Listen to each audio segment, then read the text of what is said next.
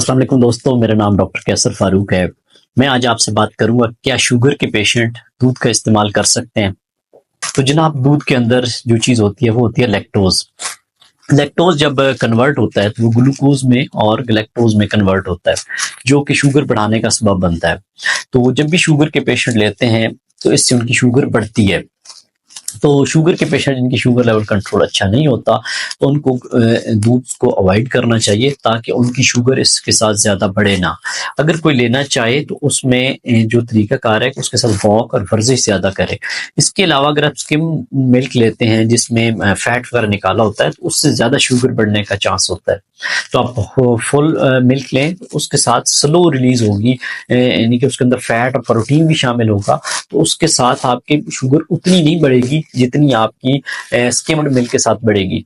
तो इसलिए ग्लूकोज आपकी जो शुगर लेवल हैं वो दूध के इस्तेमाल से बढ़ते हैं।